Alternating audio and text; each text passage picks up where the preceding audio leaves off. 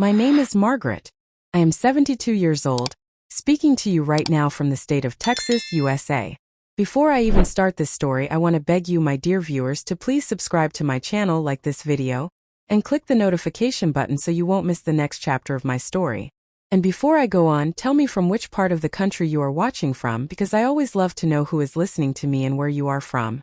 Now let me take a deep breath, because what I am about to say still makes my hands shake even though it happened years ago. I opened my eyes one night and saw my 3 sons standing above me. They weren't boys anymore. They were men with strong arms and hard faces, but what they did next tore my heart into pieces.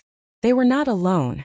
Their father, my husband of 50 years, stood in the corner of the room, giving them orders like a commander sending soldiers into battle. And then with cold voices, they betrayed me in the worst way a woman could ever be betrayed. They had already stolen my money, my peace, my dignity, but that night they came for my body. My husband told them to do it again, as if I was not their mother, as if I was not his wife, as if I was nothing but an object to be used and broken. I wanted to scream, but no one would hear me. I wanted to die, but my soul refused to leave my body. That night I swore deep in my heart that I would get my revenge, even if it took me my last breath. But how? I was old, weak, and broken. They were young, strong, and cruel. Still, something inside me whispered, "Margaret, you are not done yet.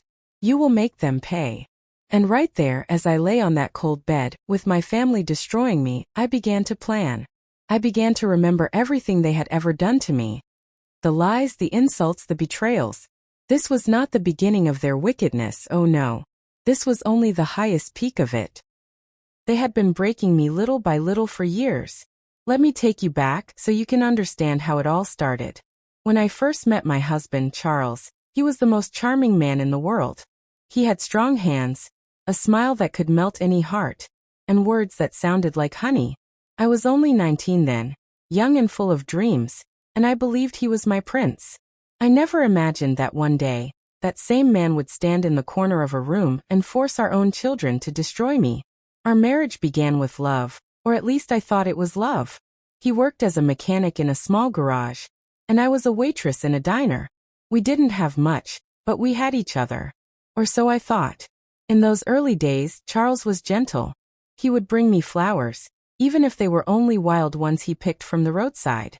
He would hold my hand and whisper promises of a big house, happy children, and a life where I would never cry.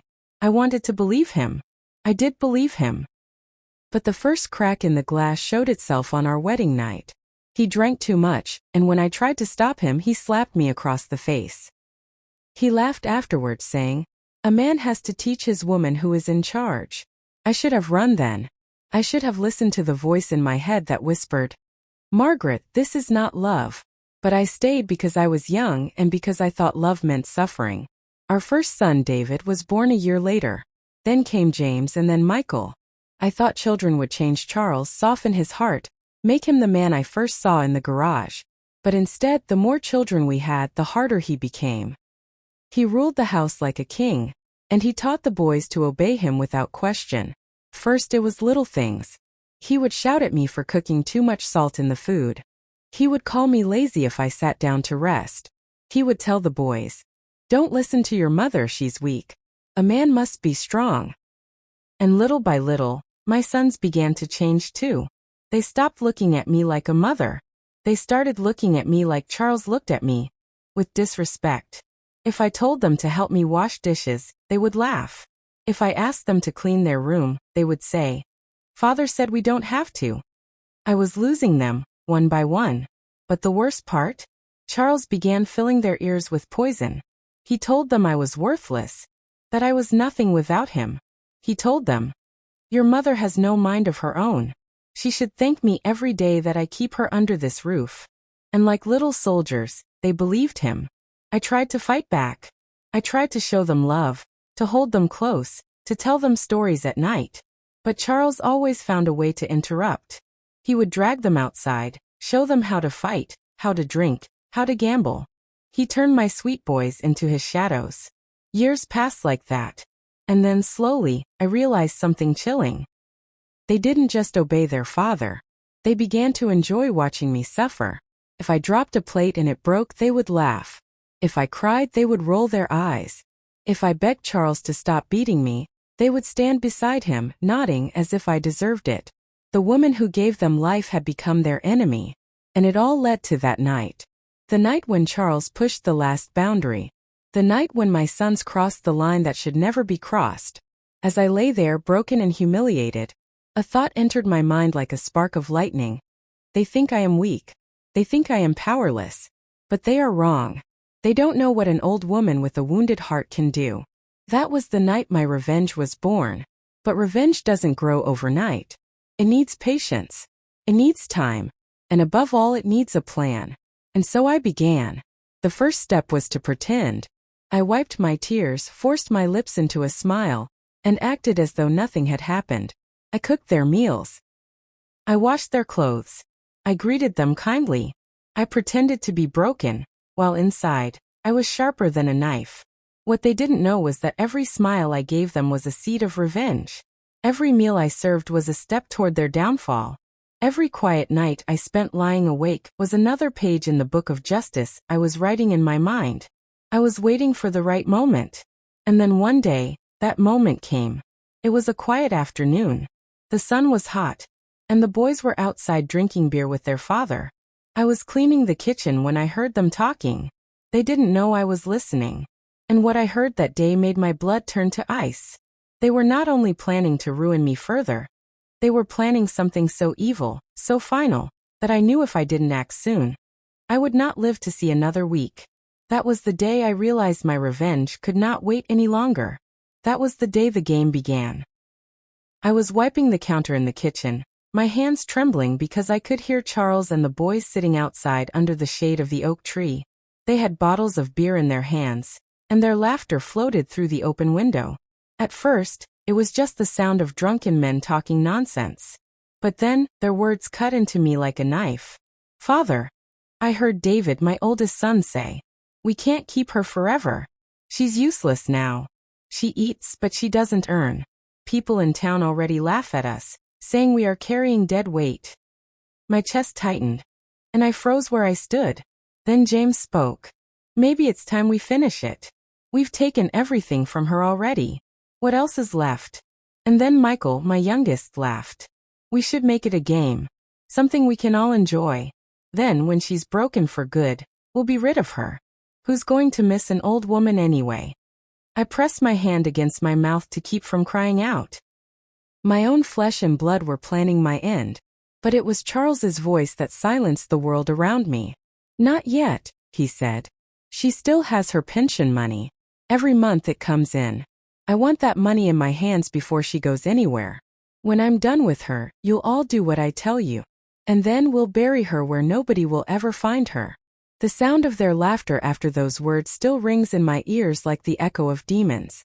That was the moment I realized. If I did not move fast, they would kill me. I staggered back against the wall, my breath coming in short gasps. The kitchen spun around me. For a moment I thought I would faint. But then a calmness came over me. A stillness like the eye of a storm.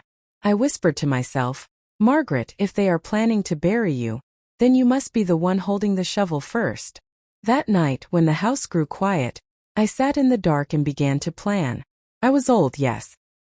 My bones ached, my hands shook, my back bent when I walked. But I was not foolish.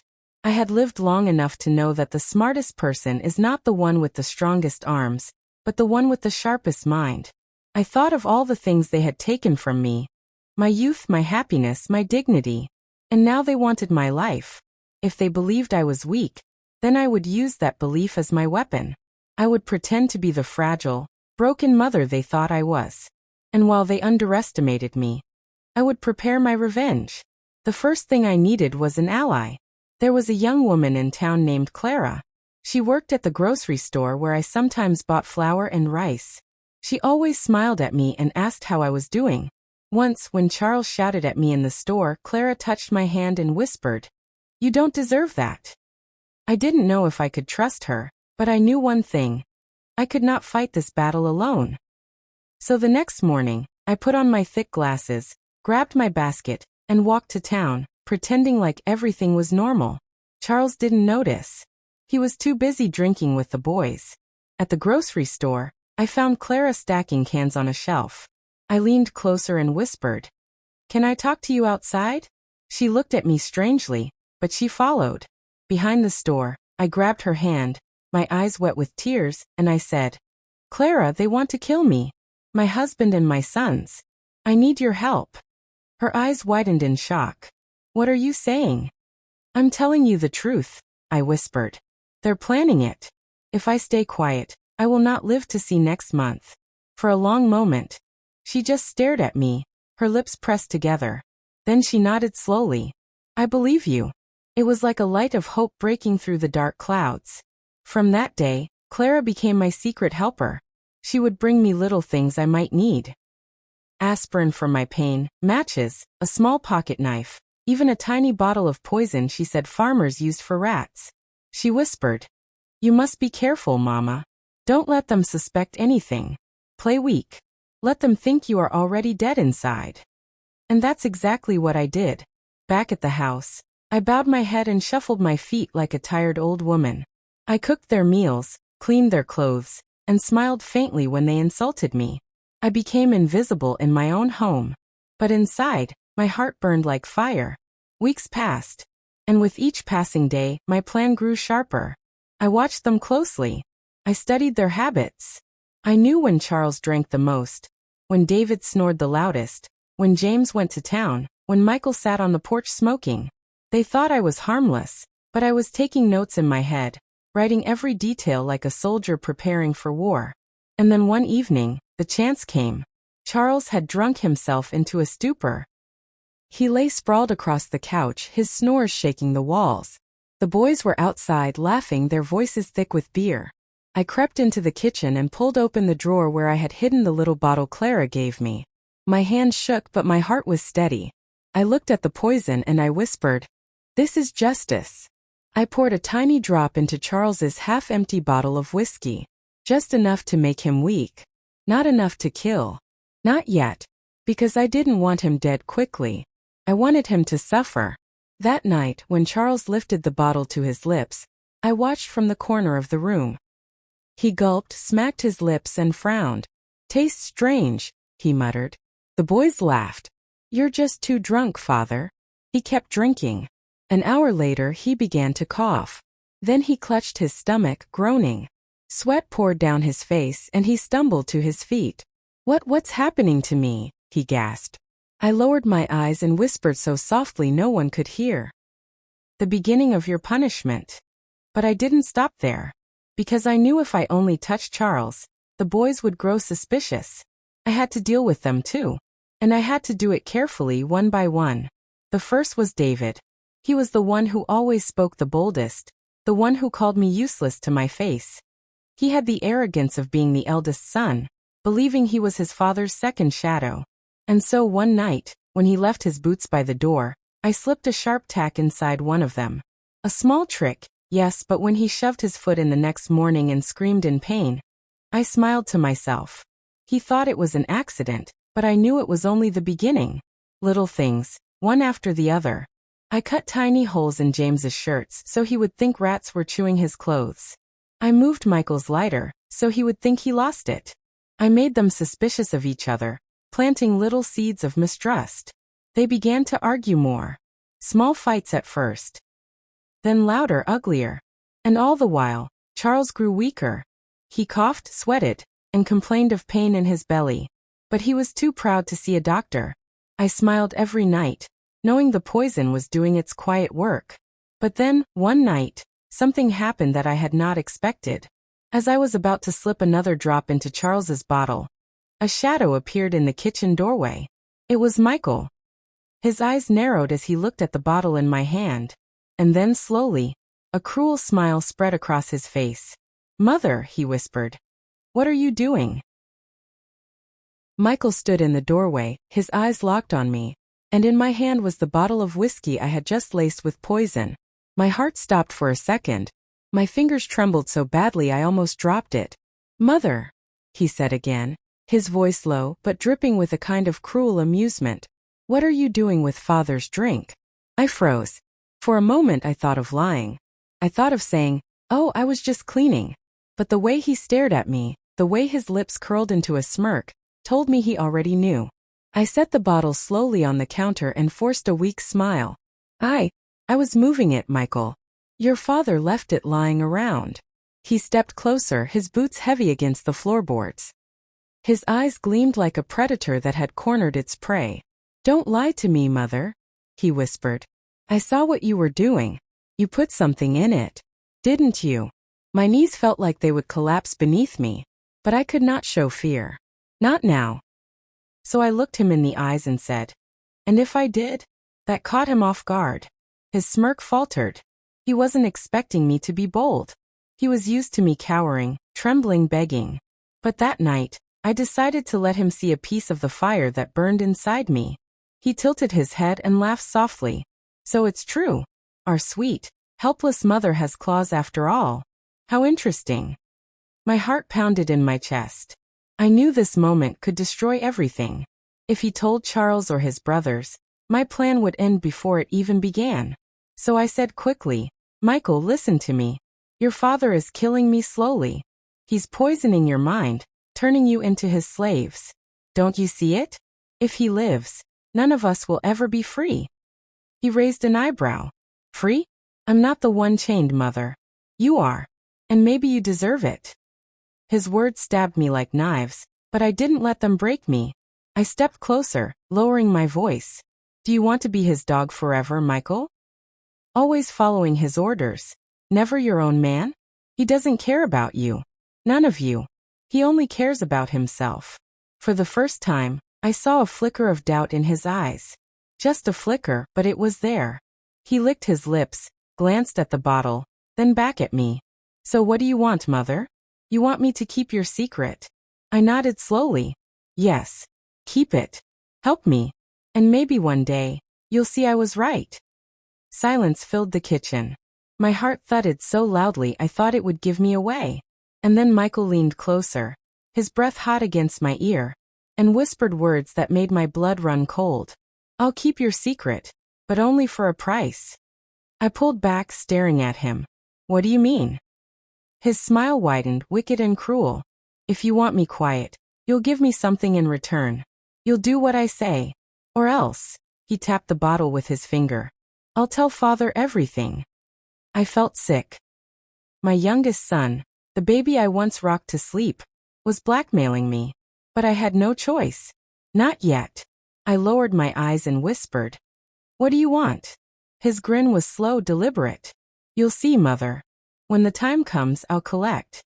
Then he turned and walked out of the kitchen, leaving me shaking, my hands clutching the counter for support. That night, I lay awake in bed, staring at the ceiling, my mind spinning. Michael had discovered my secret. He hadn't exposed me, not yet, but his silence came with a price. And I knew that whatever he wanted, it would not be small. But I could not stop now. I had to move forward. So the next day, I continued my act. I cooked breakfast, smiled faintly, and listened as Charles groaned about his stomach pains. He was growing weaker by the day. David and James argued over tools outside. Michael, however, kept giving me strange looks, as if reminding me that he held my life in his hands. The days blurred together, heavy with tension. Then one evening, Michael finally came to me.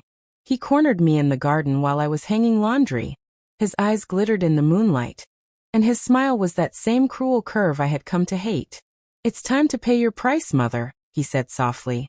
My throat went dry. "What do you want?" He stepped closer, lowering his voice so no one else could hear. "You're going to help me get rid of David and James. You'll help me poison them, just like you're poisoning Father." My eyes widened. I hadn't expected this. You want to kill your brothers?" I whispered. He shrugged, smirking. "They're fools. Always fighting, always trying to be Father's favorite. But if they're gone, it'll be just me left. And you. We could share everything. His money, his land, his power." My stomach twisted. My own son was asking me to help him murder his brothers. I stared at him, and in that moment, I realized something chilling. Michael was even darker than his father. Charles was cruel, yes. But Michael had a hunger in his eyes that was far more dangerous. I whispered. And if I refuse? He leaned so close I could smell the smoke on his breath. Then I tell them everything. And you, Mother, will be buried before the week is over. I swallowed hard. My mind raced. If I agreed, I would become a partner in his evil. If I refused, I would be exposed. I was trapped. So I did the only thing I could. I nodded slowly. All right, Michael. I'll help you. His grin spread wider, satisfied. Good. We'll start with David. Tomorrow night. And with that he walked away, whistling, as though he hadn't just dragged me into a nightmare.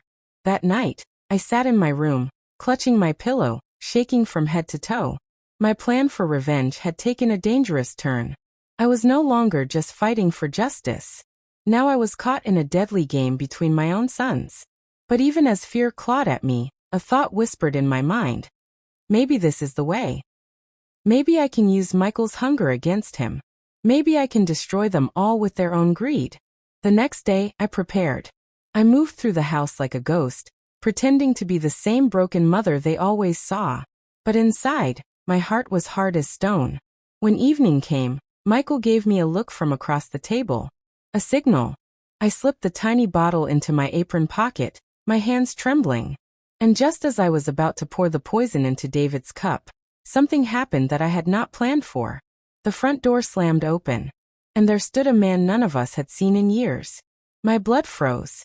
It was my brother, Henry. The door slammed open so hard that the walls shook. We all turned our heads at once, and my heart nearly leapt out of my chest. Standing there in the doorway was a man I hadn't seen in over 20 years, my brother Henry. His hair was grayer, his shoulders heavier, but his eyes, his eyes were still the same piercing blue that could silence a room. Margaret, he said, his voice rough but steady. Sister. For a moment, I couldn't move. My hands still clutched the jug I had been holding, the one Michael expected me to poison. I was frozen between two worlds, the one where I was a weak, broken woman under the rule of my husband and sons, and the other where maybe, just maybe, I had a chance at rescue. Charles grunted from his seat at the table, his hand clutching his stomach as the poison I had been giving him worked quietly inside. Well, look who crawled back, he sneered. The prodigal brother-in-law. Henry's eyes narrowed as they swept the room. He saw Charles, bloated and sweating. He saw my sons, half drunk and grinning like wolves. And then he looked at me. I don't know what he saw on my face. Maybe the pain, maybe the fear, maybe the fire that had started to grow inside me. But his jaw tightened. What are you doing here? Charles demanded, his voice rough with both anger and sickness. Henry stepped further inside. I came because I got your letter, Margaret. My heart skipped. My letter? I hadn't written him anything. Henry's voice dropped lower. The one you sent months ago. Asking for help. I blinked confused, but then it hit me like a bolt of lightning. Clara. She must have written to him. I had once told her Henry's name. Back when I mentioned I had no one left except a brother who disappeared years ago. Clara must have tracked him down and begged him to come. I wanted to weep with relief, but I kept my face still. Michael leaned back in his chair, smirking. Well, Uncle Henry. You should have stayed gone. This isn't your business anymore. Henry's eyes hardened. When it comes to my sister, it's my business. The air in the room grew thick, heavy like a storm about to break. Charles let out a laugh, though it ended in a cough. Margaret doesn't need saving. She knows her place. Henry's gaze cut to me again, and for a moment, I felt like a little girl back in my childhood home, when he used to protect me from bullies. My lips trembled. I wanted to tell him everything, the nights of abuse, the humiliation, the betrayal. But fear choked me. If I spoke too soon, Michael would expose me. So I kept quiet. The night dragged on. Henry stayed, refusing to leave despite Charles's insults. He said he would sleep in the spare room. Charles didn't argue much because the pain in his belly had grown worse. He stumbled off to bed, muttering curses under his breath. The boys followed soon after, except for Michael, who lingered. When the others were gone, he leaned close to me, his voice a hiss. Remember, Mother, you still owe me. Don't think your brother can save you.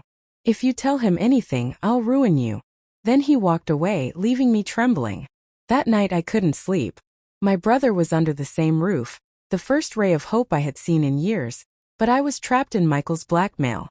The next morning, Henry caught me alone in the kitchen. His voice was soft but firm. "Margaret, tell me the truth.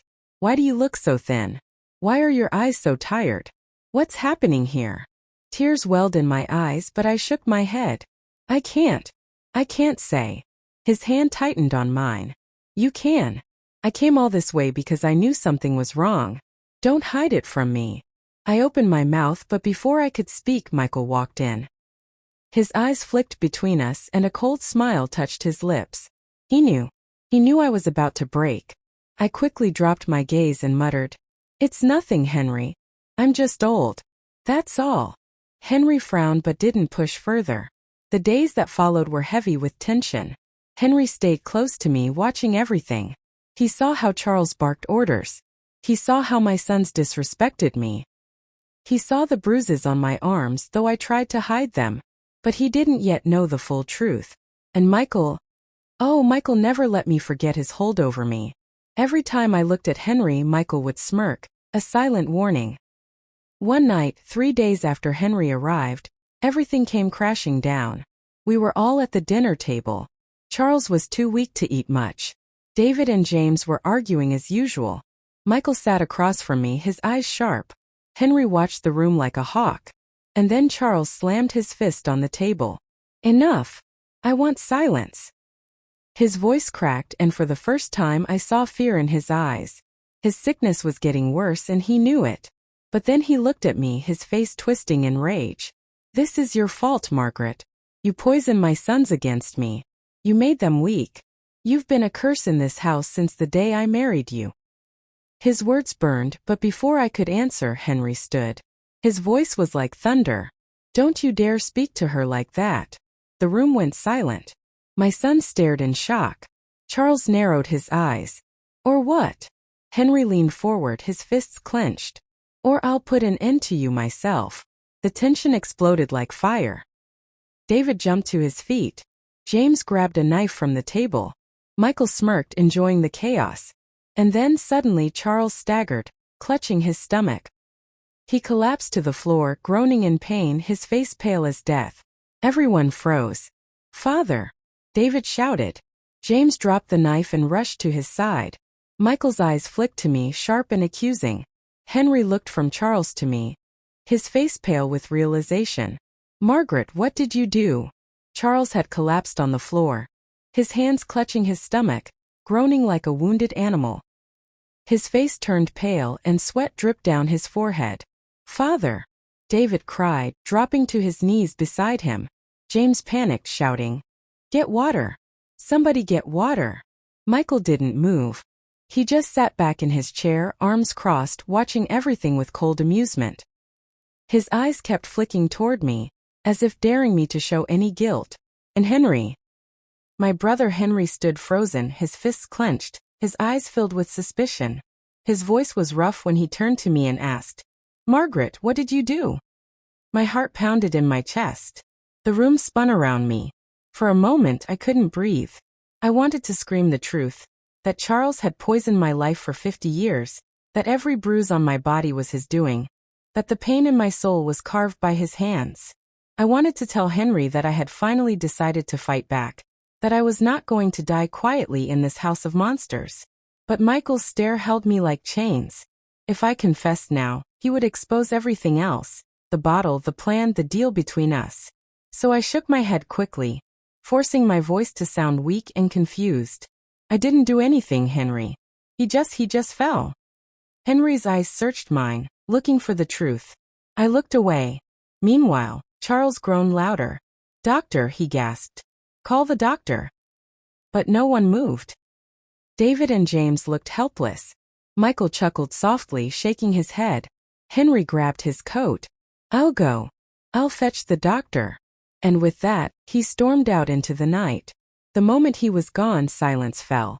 Charles writhed on the floor, groaning like a beast. David tried to comfort him, but James paced nervously. Michael leaned closer to me, his whisper sharp as a knife. "This is your doing, Mother. I know it. But don't worry. I won't tell yet." My stomach turned. Hours passed before Henry returned with the town doctor. By then Charles was barely conscious, his breath shallow, his skin clammy. The doctor knelt beside him, checked his pulse and frowned deeply. He's very sick. His stomach is poisoned. Something is eating him from the inside. The word poisoned echoed through the room like a thunderclap. Everyone turned to me at once.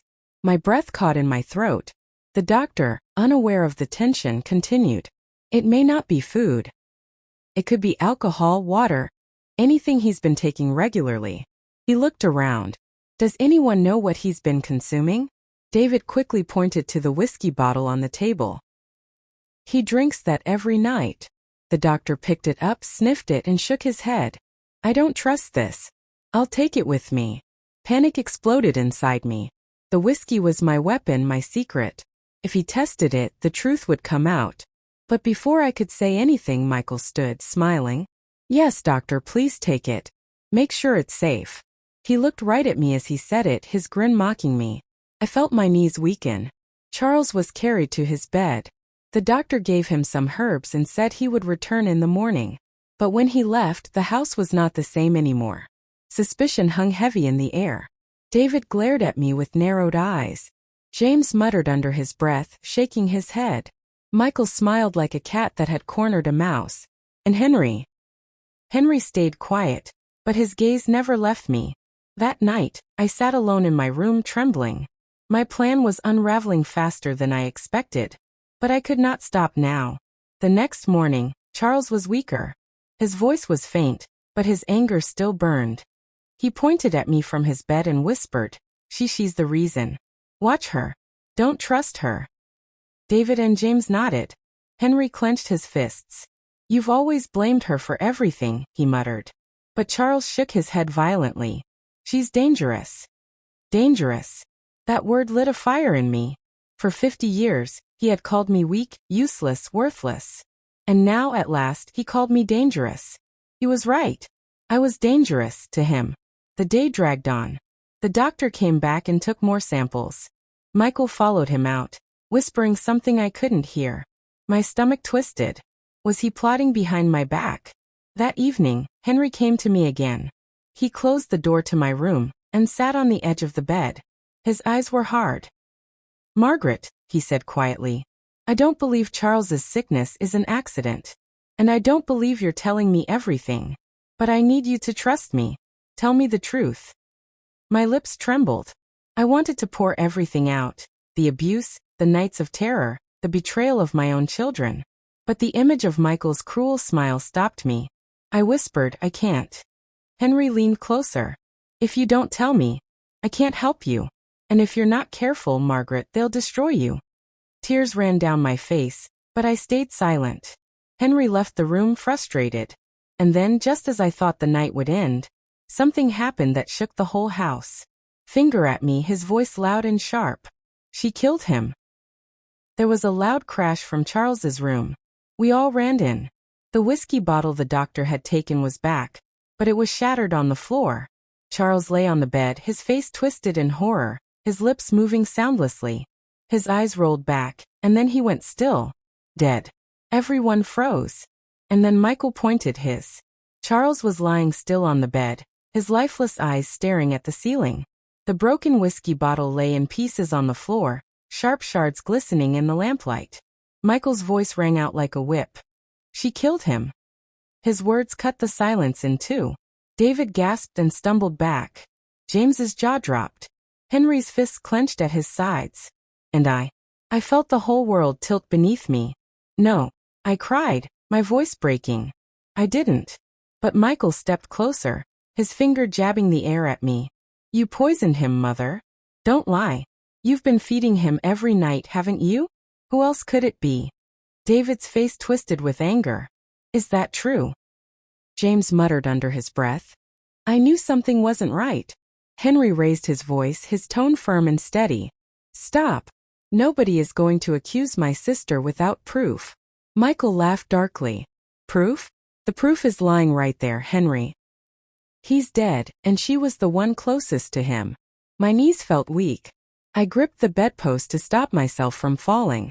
Tears burned my eyes, but I refused to let them fall.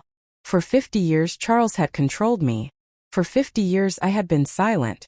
And now, even in death, he was still being used to chain me down. Henry stepped between me and Michael, his broad shoulders blocking the attack. "You're not going to lay a finger on her," he said through clenched teeth. Michael smirked. "Stay out of this, old man. This is between us and our mother." "Our mother?" Henry spat. "You don't treat her like a mother. You've treated her like a slave." The words hung in the air. David and James shifted uneasily, their eyes darting from Henry to me. Michael's grin faded, replaced by a sneer. "You don't know anything about this family. You left her for years. You don't know what she's been up to."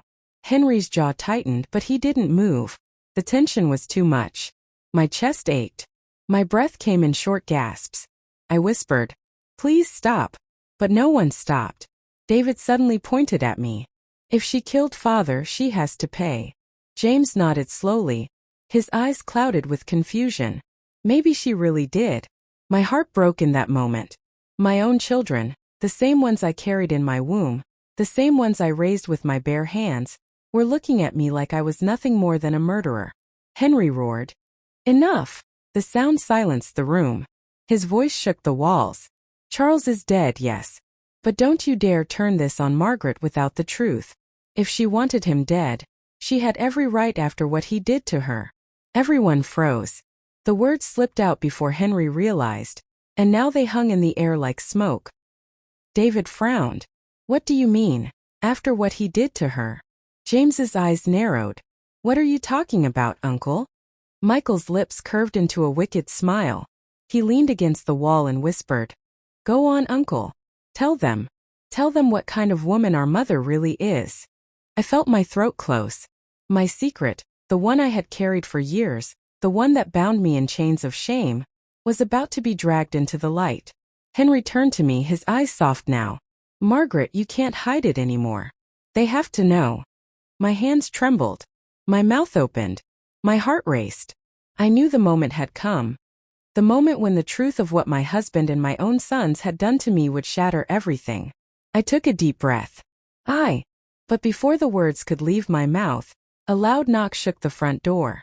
Everyone turned toward the sound. Another knock, harder this time. "Open up. This is the sheriff," a voice boomed from outside. My blood turned cold. Henry's eyes widened. David and James exchanged nervous glances. Michael's smile grew wider, his eyes glinting with dark satisfaction. He had called the law, and I knew my nightmare had only just begun. The sound of his fist pounding against the door echoed through the house. "Open up. Sheriff's office." My heart sank into my stomach. I could barely breathe. Michael rose slowly from his chair, his smirk spreading like oil on water. "I'll get it," he said calmly. Henry stepped forward, blocking him. "No. I'll open the door." The two men locked eyes, neither willing to back down. Finally, Henry pushed past him and swung the door wide. There stood Sheriff Thomas, tall, broad-shouldered, with a weathered face that looked like it had seen too much. His hat was tilted low, and his eyes swept the room the moment he entered. Behind him were two deputies. "What's going on here?" the sheriff demanded. Henry spoke first. "There's been a death. My brother-in-law, Charles." The sheriff's gaze sharpened. "Death, you say? And how did that happen?" Before Henry could answer, Michael stepped in. His voice was smooth as silk. "Sheriff, my father was poisoned. By her." He pointed directly at me. All eyes turned to me again. My throat tightened. The sheriff's gaze was heavy, unreadable. "Is that true, ma'am?" I shook my head quickly. No, I didn't." My voice cracked, trembling with fear. The sheriff looked at the broken bottle on the floor, then back at me. "We'll need to investigate. No one leaves this house tonight." The deputies spread out, their boots heavy on the wooden floor. My sons stood in the corner, whispering among themselves. David looked uneasy. James kept biting his lip. Michael stayed calm, his arms crossed, watching me like a predator. Henry put a hand on my shoulder. "She didn't do this, Sheriff. You can't just take his word." The sheriff's eyes narrowed. "Then someone tell me the truth. What happened here?" Silence. No one spoke. Finally, the sheriff sighed and shook his head. Fine. We'll separate you. I'll question each one of you myself. And that's what he did. One by one, he pulled us into the study. David went first. I could hear his muffled voice through the walls, shaky and uncertain. Then James. His words were sharper, more defensive. Then Michael. His voice was clear, strong, convincing. She hated him, Sheriff. Everyone knew it. She wanted him dead. I saw her pouring drinks for him every night. She was always the one bringing his meals. Who else could it be? By the time the sheriff called me in, my hands were trembling so badly I could hardly hold them still. I sat down across from him, the lamplight casting long shadows on his face. Margaret, he said slowly, I need you to tell me the truth. Your husband's death looks like poisoning. If you didn't do it, then who did? Tears welled in my eyes. My lips trembled. I opened my mouth, but before I could speak, the study door creaked open. Henry stormed in. Enough, Sheriff. You want the truth? I'll give it to you. Charles wasn't just a cruel husband. He was a monster. Stop. I cried out, my voice breaking. My heart raced. I couldn't let Henry say it, not yet, not like this. The sheriff raised an eyebrow. What is it you don't want him to say, Margaret? The room spun around me. I wanted to vanish into the floor. But before anyone could speak again, a blood-curdling scream tore through the house. It came from the bedroom where Charles's body had been left. We all froze. The sheriff leapt to his feet, hand on his gun. Henry grabbed my arm and pulled me toward the door. Michael's smirk finally vanished. We rushed down the hall, our footsteps pounding. When we burst into the bedroom, the sight before us froze my blood. The bed was empty. Charles's body was gone. For a long, terrible second, the whole room was silent. We all stared at the empty sheets, unable to breathe. Then James whispered, What in God's name? His voice cracked with fear. David backed away slowly, his eyes wide. He was dead. I saw him. He was dead. Michael stepped forward, though his face had gone pale. Someone moved him. Someone is playing games. His eyes darted to me. Maybe her. The sheriff raised his hand sharply. Enough. Nobody leaves this room until I say so. He inspected the bed, the floor, the windows. The curtains fluttered slightly, and for the first time, I noticed the window was unlocked. The sheriff muttered. He didn't walk out of here himself. Someone carried him. Henry's voice was steady, but low. Why would anyone move a dead man in the middle of the night? That was the question burning in all our minds. The deputies searched the yard outside but found nothing. No footprints, no trail, nothing but the night wind. Fear coiled in my stomach. For years I had lived with Charles's cruelty, and when he finally died, I thought I would be free. But now, even in death, he still haunted me. His body gone, his shadow heavier than ever. The sheriff ordered us all back into the parlor. We sat in tense silence, the clock ticking loudly on the mantel. David fidgeted nervously, muttering to himself. James rubbed his temples, refusing to look at anyone. Michael sat calm, too calm, his eyes sharp as knives. Henry stayed close to me, his jaw tight. The sheriff finally spoke. One of you knows where that body is. And I'm not leaving this house until I find out. His words made my heart pound. What if Michael had moved the body? He was clever enough, cruel enough. Maybe he was setting me up, planning to discover the corpse later with something planted on it that pointed straight to me. Or maybe one of my other sons had done it, too afraid of scandal, too afraid of shame. The night dragged on. The sheriff kept questioning, but no one confessed. At last, when the oil lamps burned low and the house grew quiet, the deputies took turns standing guard at the doors. I tried to rest in a chair by the fire, but sleep would not come. My mind kept spinning. Where was Charles's body? Why had it been taken? Then sometime near dawn I heard it. A sound outside. A dragging sound, like something heavy being pulled across the ground. My heart leapt into my throat. I looked around. The sheriff was dozing, the deputies half asleep. I stood slowly, my hands trembling, and crept toward the front door. Henry stirred and followed me silently. We opened the door together. And there, in the pale light of morning, lying in the middle of the yard, was Charles. His body had been returned, but this time there was something new. Pinned to his chest was a folded piece of paper, fluttering in the breeze. Henry bent down and picked it up. His eyes scanned the words and his face drained of color. He turned to me, his voice barely a whisper. "It's addressed to you, Margaret." Charles's body was lying cold in the yard, the rising sun casting a pale glow over his still face. But it wasn't the body that made my hands shake. It was the folded piece of paper pinned to his chest. Henry had picked it up and looked at me with eyes full of dread. His voice was tight when he said, "It's addressed to you, Margaret." The sheriff and his deputies hurried out behind us, guns ready, faces sharp with suspicion. The sheriff snatched the note from Henry's hand, unfolded it, and began to read. His brow furrowed, his lips pressed into a thin line. Then he slowly handed it to me. "Better you see it yourself." My fingers trembled as I opened the paper. The handwriting was rough, uneven. Not Charles's, but someone who wanted me to believe it was. And the words. Oh, the words cut through me like a knife. "Margaret, you thought you could kill me. But death is not the end. I will never leave you. Even from the grave I will make sure you suffer. You will pay for every secret you've kept. You will pay for every betrayal. This is only the beginning." The paper slipped from my hands. My knees nearly buckled. Gasps filled the air. David grabbed the note and read it aloud for the others. James turned pale, muttering, "This is madness." Michael's eyes gleamed with twisted satisfaction. "See? Even in death he knew what she did. He's haunting her." Henry clenched his fists. "This is no ghost. Someone wrote this to torment her.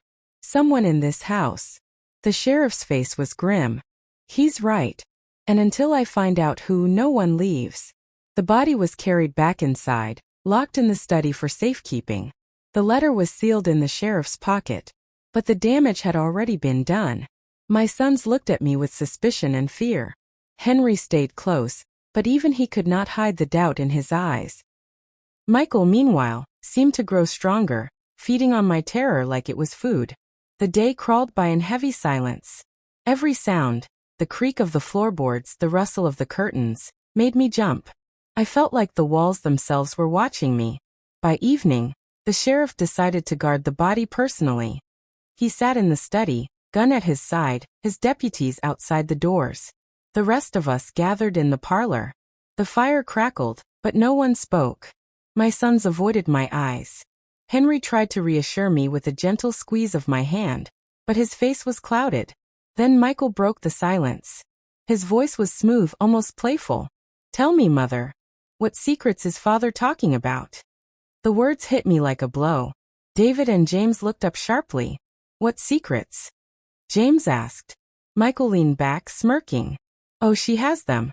She's kept them from all of you. That's why Father hated her. That's why she wanted him gone." My chest tightened. My throat closed. Henry snapped, "Enough, Michael." But the damage was done. My sons were staring at me, waiting for an answer. I whispered, "Not now." My voice shook. Michael chuckled darkly. "She won't tell you. Not yet. But soon." That night sleep was impossible.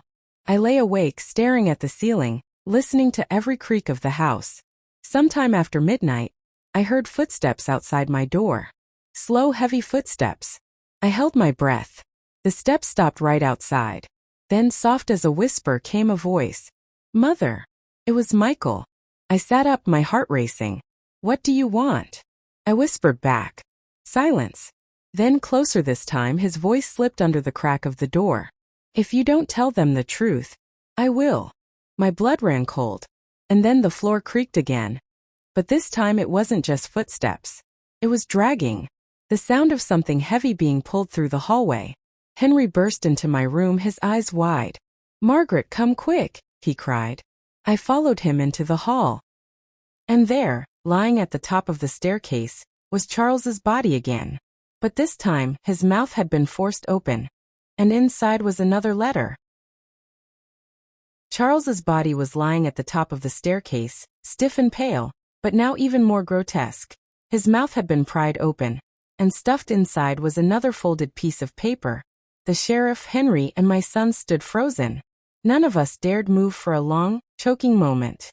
Finally, the sheriff stepped forward, his gloved hand reaching into the corpse's mouth. The sound made me shiver, like paper scraping against bone. He pulled out the note and unfolded it slowly. His eyes scanned the words. His jaw clenched. Then he looked straight at me. "This one's for you too, Margaret." My stomach turned to stone. My hands shook as I took the paper. The handwriting was the same as before, jagged, hateful, written with fury. It read, "You cannot bury what you have done.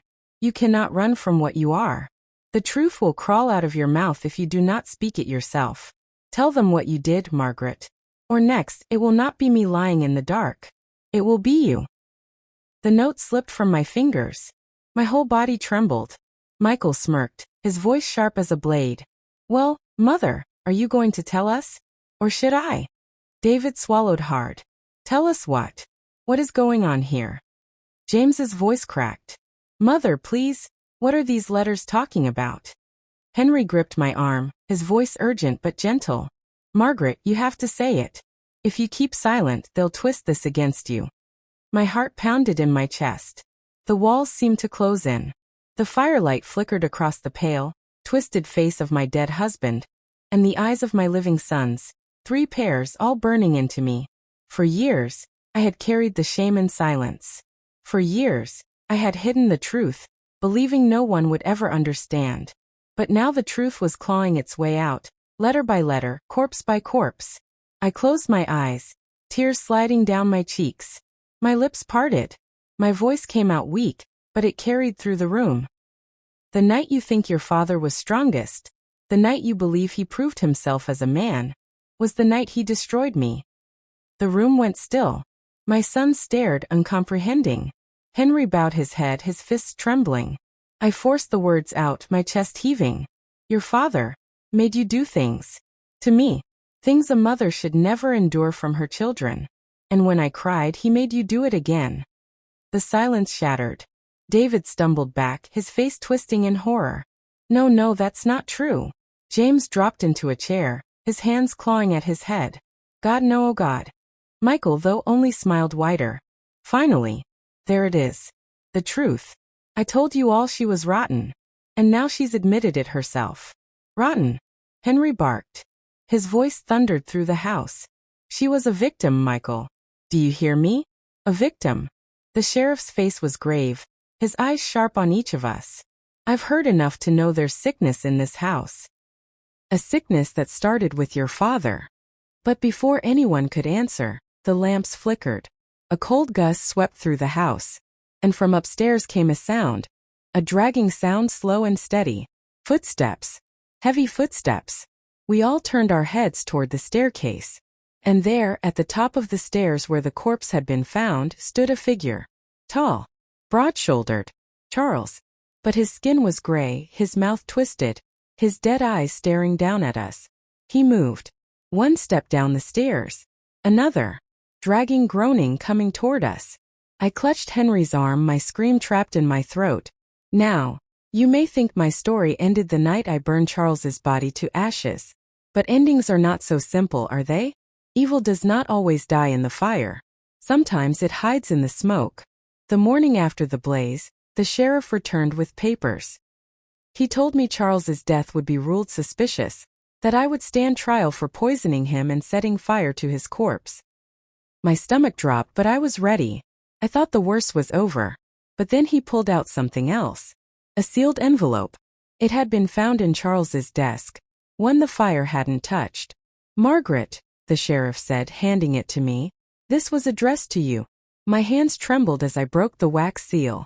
Inside was a single sheet of paper, written in Charles's unmistakable hand. "If you are reading this, Margaret, it means you failed. You thought you could destroy me, but I planned for this long ago. The house, the land, the fortune, none of it belongs to you. I left everything to one son only. And he will finish what I started." I gasped, my knees weakening. The sheriff frowned. "What does it mean?" Before I could answer, Michael stepped forward, smiling that cold, twisted smile of his. He pulled a folded document from his pocket. "This," he said, waving it, "is Father's will. Signed and sealed. He left everything to me." David's face drained of color. James whispered, No, it can't be. But Michael's grin only widened. Oh, it can. And it is. The sheriff took the papers, scanning them quickly. His jaw tightened. It's real, he muttered. I stared at Michael, my heart pounding in my chest. He had always been Charles's shadow, cruel, cunning, hungry for power. Now he stood before me, holding my whole life in his hands. And then he leaned close, his breath hot against my ear. Mother, he whispered. Father may be gone, but his voice lives in me. You will never be free. A chill ran through me. Henry grabbed my arm, pulling me back, his voice fierce. Stay away from her, Michael. But Michael only laughed. Stay away? No, brother. This house, this land, this family, it all belongs to me now. And I will do with it as I please. The sheriff tried to calm the room, but the air was thick with rage and fear. My other son stood frozen, torn between disbelief and terror. And me? I felt the fire rise inside me again.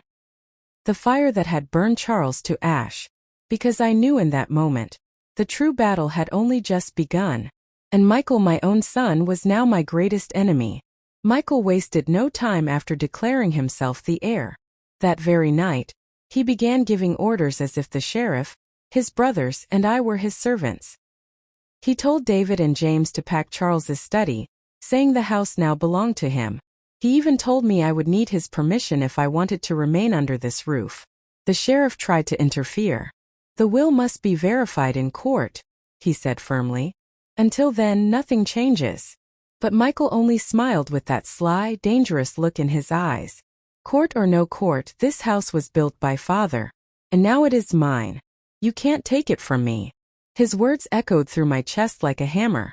The others might have doubted, but I saw it clear. Michael was not only inheriting Charles's fortune, he was inheriting Charles's spirit. The cruelty, the hunger for power, the thirst for control. Henry stood by my side, never leaving me. We'll fight this, he whispered in the night. He can't win. But I lay awake staring at the ceiling, my heart trembling with dread. Because I remembered what Charles used to say whenever he wanted to break me. Money makes men into monsters. And monsters always win. The next morning, the sheriff left with the will to take it before the court. I prayed justice would prevail, but in my bones, I felt something worse was coming. Sure enough, by midday, Michael returned from town with more papers. He slapped them onto the dining table where we all sat. These, he said proudly, are deeds Father signed before his death. This land, every acre of it, is mine now. And that means you all live here at my mercy. David's face turned red. You forged those, he shouted. Michael only chuckled. Prove it. The argument grew fierce, voices rising, fists slamming the table. Finally, Michael turned on me, his eyes blazing. You think you burned Father out of your life, Mother? His voice cut through the room like a knife. No. You only freed me, and I will finish what he began. You will obey me, or you will wish you had. The room went silent. I sat frozen, my heart pounding. It was as if Charles himself were speaking through him. Then suddenly the back door burst open. One of the sheriff's deputies ran in, breathless. Mrs. Margaret, we found something buried near the barn. You'd better come quick. We all rushed outside, my legs shaking beneath me. The deputy led us to the old oak tree by the barn, where the earth had been freshly disturbed. He pointed at the ground. We were digging here when we uncovered this. I looked down. Half buried in the soil was a small wooden box, old and weathered, its lid carved with Charles's initials. The sight of it made my blood run cold, because I knew that box. It was the same one Charles used to keep his darkest secrets locked away. Now, it was waiting for me.